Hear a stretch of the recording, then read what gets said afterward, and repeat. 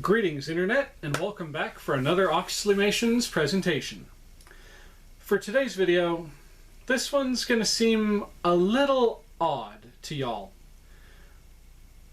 At least those of you who haven't been with my channel for very long. So, as you might have noticed from the title down here, we're going to be taking a look at a G.I. Joe. Now, when it comes to G.I. Joe figures, I'm not talking about like those little bitty rinky-dink, the 3 3/4 ones, as you already noticed because I already held up the box. I'm talking about the big 12-inch, 11.5, 12-inch size scale G.I. Joe. This one is actually a reproduction, a reissue if you will, of some figures that were produced back in the 1970s as part of the G.I. Joe Adventure Team, as evidenced by the top of the box there where it actually says Adventure Team G.I. Joe. These guys, the original ones are kind of hard to find. Well, no, they're not hard to find. They're hard to find cheap. Because here in the United States, they only ran these 11.5-inch, 12-inch G.I. Joes originally from 1964 to about 1976, 1978, somewhere in there. And, well, I've had an odd fascination with these action figures because when I was a child, just a little itty-bitty version of myself, there was a show that my parents and I used to watch. I think it might have just been more or less my mother and I watching it, but a show on the Public Broadcast Service, or PBS, known as the Antiques Roadshow. On one particular episode, I got a bit of extra saliva in the back of my throat. Anyway, on one particular episode, someone brought on one of the original 1960s G.I. Joes, and just seeing that thing, I was kind of mesmerized by it because I'd never seen anything like that before. You know, the toys I grew up with looked a lot more like this than that. And, well, it just caught my attention. I was like, whoa. Because it was this little guy, about so high, that had like all these cool accessories he had with him, and you know, it was just different. And I was like, wow. So, ever since then, I had wanted to get into collecting G.I. Joes. But for whatever reason, this was my thought process as a child. I don't want to start collecting them yet because I know I will destroy them. I remember that being my thought process, and I remember saying that to my mother. And because of that stupid mindset, I wound up actually doing something rather mean. And here's what I'm referring to when I say that. My brother actually, well, it might have been my brother, it might have been one of my parents getting me something and saying it was from my brother, got me a G.I. Joe action figure, one of the little ones. And I did not want a G.I. Joe yet. I didn't want one at that point in time. So I was handed the thing and I was like, I actually got mad at the fact that I was given a G.I. Joe. I was like, I said I don't want to start collecting these yet, and I actually took it and threw it in the trash. I never even opened up the packaging or anything. I just took that brand new toy and threw it away. And then as a sort of lesson to me, as a way of teaching me, you know, that my decisions have consequences, my actions have consequences, my mother, who had handed it to me, left it in the trash can, and the next day I was like, something clicked, so I was like, wait a minute, I threw away a perfectly good toy. What am I doing? And I ran to the trash can, and the trash can had been emptied. It turns out it was trash night when I pulled that stunt, and Joe was on his way to the landfill. It could be also that my mother, like, took it back out of the trash and, like, took it back to the store or whatever, or she actually left it in there. I don't fucking know. Pardon my language. But because of that, I learned a little bit that my actions have consequences.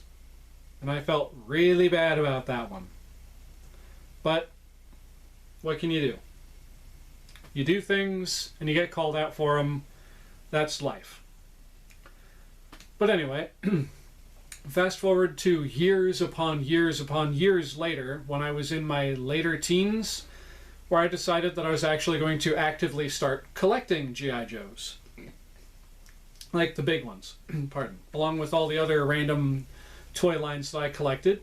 If you go back early enough in this channel, you'll actually be able to see a couple videos in which I have those G.I. Joes that I had collected, like some original Adventure Team figures, on my channel. I had the Adventure Team Commander, I had a Land Adventurer, I had a Sea Adventurer, I had one of these, reissued Air Adventurers. I had like 5 figures total, and I had a bootleg figure from the 60s called Fighting Yank. Fighting Yank. I want to make that very clear. Made by the Mego Toy Corporation. At this point, I've probably lost half my audience because, y'all are like, where are the ventriloquist puppets? Where are those guys? Why aren't you having Slappy on screen and stuff? But, yeah. I'm talking about stuff that I want to talk about. The puppets will come later. Alright? Alright. So I had a nice little collection of these. I picked them up from like antique stores, thrift shops, eBay, wherever I could find them. And at some point, we fast forward a little farther in time, I had moved out of my parents' place, which is where I was still making those original YouTube videos. That was actually my parents' quote-unquote computer desk that I was using that really shoddily constructed, looks like wood with all that stuff piled up in the background. In that regard, having a bunch of stuff around me hasn't really changed. Just now it's entertaining to look at stuff and not like, used tissues and bills and junk like that. Anyway, so as I was saying, we fast forward beyond that. I had moved out of my parents' place due to a very sorry situation, but long story short, my mother passed away, and well, not too long after that, my sister and I left the house. Just kind of put a point on that, a little pin in that. So I was living with my grandparents at the time, after we moved out from there, and then things happened with my grandparents, so I moved out from my grandparents' place into my own apartment, and I had a huge collection of like just random toys and collectibles going as far back as the 1950s, leading all the way up to the 1980s and into the modern era at the time. And one of the collections I had was, G.I. Joe stuff. I had like the 90s G.I. Joes, like, hold on. I got one over here. He's off screen. Okay, I apparently moved him. Where did you go? Yo, Joe, where'd you go? Oh, there he is. Okay, come here. Like I was saying, I had some of the more modern G.I. Joes. This one's actually more modern than the ones I had back then.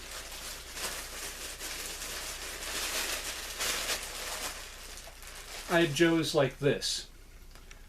Only not quite, because the ones I had back then didn't have like the voice functions like this guy. Leave path to stop Cobra.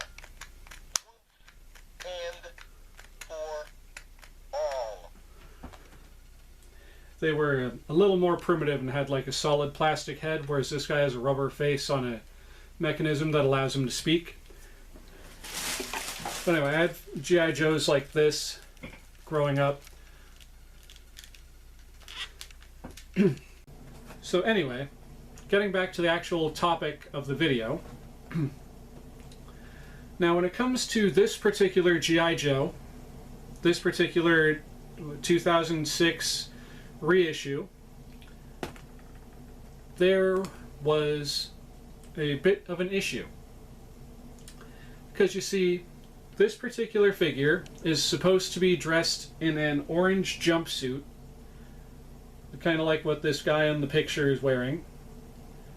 And he's supposed to come with like a shoulder holster with a little gun and like a dog tag. It's supposed to come out with some military regalia like that. And most of them did. But there are some of this particular figure who came out dressed in the wrong outfit, which, if you look at some of my old videos up here, which I'm going to link to one, obviously, for my editing self, it's going to be the one where G.I. Joe goes golfing, where they actually put him out wearing the wrong outfit, which was the, what was it, the Sea Adventurer's outfit, which was a blue shirt and a pair of blue jeans. And the Sea Adventurer was supposed to be a redhead. Obviously, this guy's a blonde. And I didn't know this at the time. So the one that I got, I picked up at a store at that mall called Hot Topic. I don't know why they were at Hot Topic, but they had a selection of these things. And my brother was nice enough to buy it for me. So I get the thing, bring it home, open it up, and he's got the wrong outfit on, and I'm like, huh, that's interesting. And after some research, I found out that there was that factory error. So with this box, which I picked up at a collectibles shop, I don't know if this is going to be the G.I. Joe in the orange jumpsuit, or if this is going to be the factory errored one in the Sea Adventurer outfit with the blue pants and the blue shirt. So that's the reason why I'm making this video today. So what we're going to do here today is we're going to open this up, because if you look on the back, it still has the original tape, has never been opened, still NRFB. And we're going to see if this is the regular Air Adventurer, or if this is the one with the wrong outfit, factory error. So being the kind of collector that I am going to carefully try to peel the tape off of the box, trying to decide the best way to do this, because if it tears the decal up here, it'll be very easy to tell. But if it tears up the back of the box, it won't be as big of a thing. I'm going to try from the side with the decals. So, just gotta carefully peel up the corner.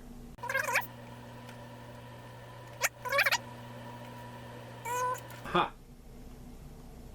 There's that one side of the box with minimal damage. Now for this side.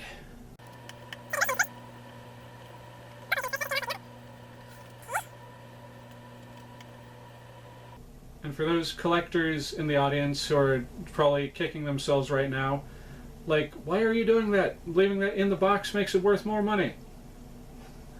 Well, I don't rightly care. Because I want to know. I need to know. Is this guy a factory error, or is this guy a properly dressed Air Adventurer? So we're going to find that out here together. Alright, there's that bit of tape. Unattached, detached, peeled off. Alright, so now we can open the box. And I'm actually not going to look at the viewfinder. I'm going to look over there as I pull the box top off. And y'all are going to get to see first if this is the right figure or not. Actually, I'm going to hold him like this, because when doing it this way, I legitimately cannot see the viewfinder or anything. So, let's see. Is he going to be the factory error? Or is he going to be the standard issue?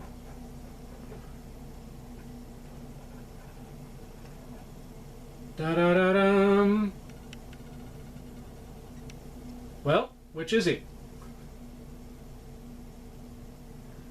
Ah, okay. He's the standard issue one.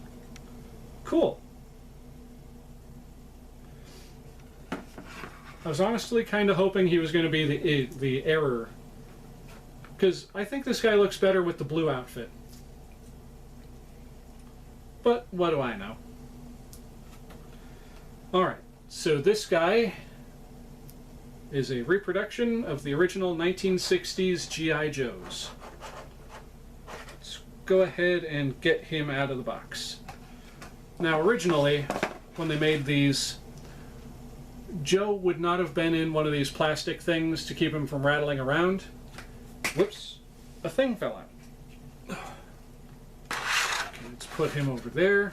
What is this piece of paper?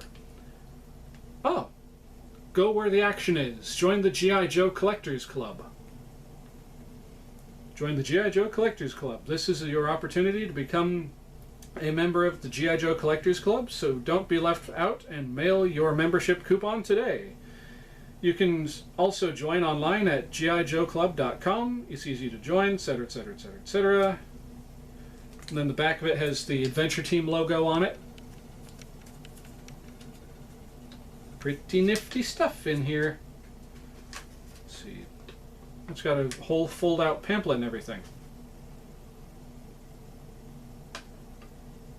And then you could apparently also get yourself a free membership figure. That is neat.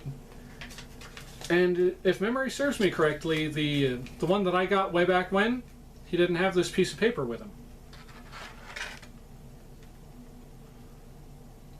Cool.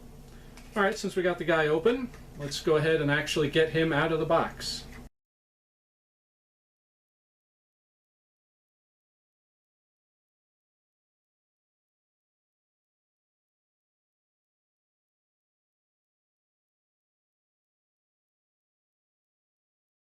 Behold, one brand new, fresh out of the box, 2006 reissue Kung Fu Grip Air Adventurer, who, as I stated before, comes with a little shoulder holster and... Oh, wait. Are you kidding me? Alright, hold on, folks. They decided to make this even a step harder by putting a tiny little rubber band on there, which I just obliterated because it was half dry rotted already. But he also comes with a little itty bitty pew pew.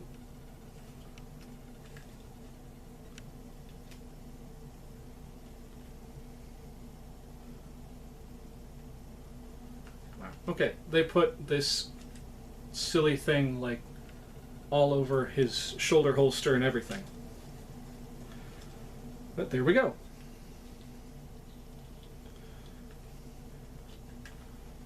Let's see, how well can you hold this thing with your so-called Kung Fu grip?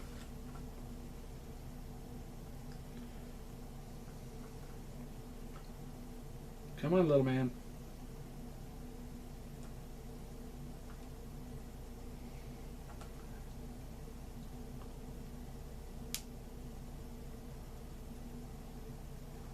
Come on. Should not be this hard. There. Okay. He can, in fact, hold his pew-pew. And his arms are very floppy for some reason. Should not be that loose. It's like, yo, chop. Yo, chop.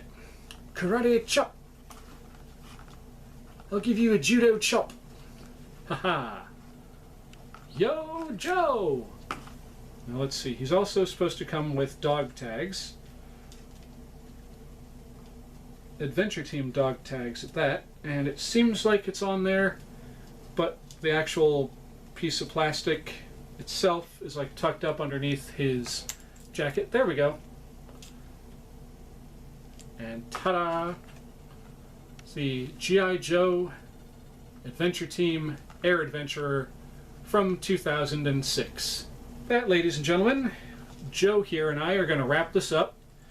So thank you all so very much for tuning in and watching. I do truly and greatly appreciate it, and each and every single one of you. If you like what you've seen here today, please feel free to like, comment, and subscribe. Hit the little bell icon in whichever corner it pops up. Bell icon.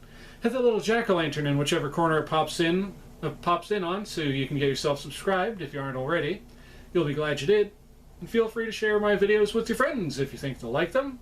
If you're not sure, heck, share it anyway. You could be surprised. And with all of that out of the way, this is your old pal Oxleymations and my new little friend G.I. Joe here saying, Cowabunga, and we'll see y'all in the next episode. Later. Yo, Joe! He'll fight for freedom wherever there's trouble. G.I. Joe will dare. G.I. Joe, real American hero. G.I. Joe's there.